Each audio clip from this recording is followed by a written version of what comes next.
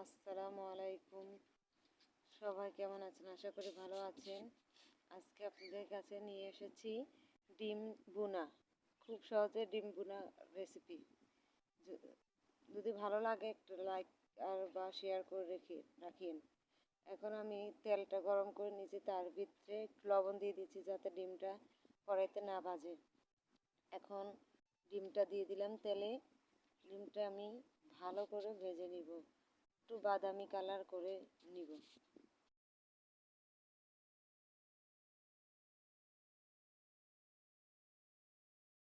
এখন আমার ভাজা হয়ে গেছে, কালারটা পারফেক্টভাবে হয়ে গেছে। এখন নামিয়ে নিব। এক হাতে তো মোবাইল, তাই ভিডিওটা পুরো আসে নাই। ডিমটা আমি নামিয়ে নিলাম।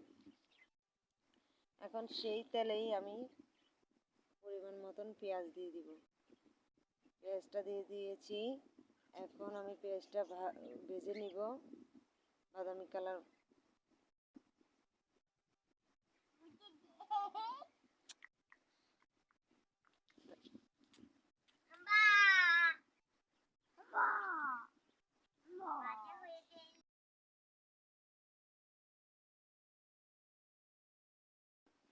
আমার পেঁয়াজটা ভাজা হয়ে গেছে। এখন নামিয়ে আমি কিছু পেঁয়াজ আলাদা করে রাখবো। ডিম আমি সবটা ভুনা করব না, দুটো ভুনা করব। দুটো ডিম ভুনার জন্য আমি পরিমাণ মতন পেঁয়াজ রাখবো, আরগুলা আমি ডিম আলাদা ভাজা ডিমের সাথে রেখে দেবো। পেঁয়াজ ডিমের জন্য আমি পেঁয়াজটা ভাজি সবটা দিব না, কিছু আলাদা করে রাখলাম আমার ওই ডিমের জন্য। তো সব ডিম একসাথে ভাজবো, ভুনা করবো না। এখন আমি পেঁয়াজটা আমি পরিমাণ মতন মশলা দিয়ে ভালো করে নাড়াচাড়া দিয়ে রইলাম। পরিমাণ মতন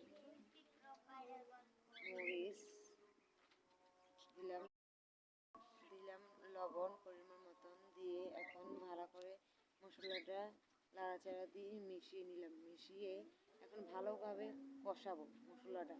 মশলা যত কষাবো তত রান্না।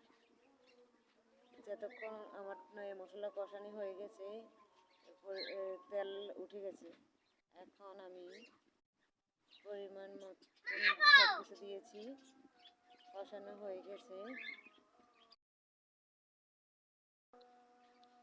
এখন আমি ডিম দোনোটা দিয়ে দিব। ডিম দোনোটা দিয়ে ভালো করে নাড়াচাড়া দিয়ে আমার নামিয়ে ফেলবো। আমার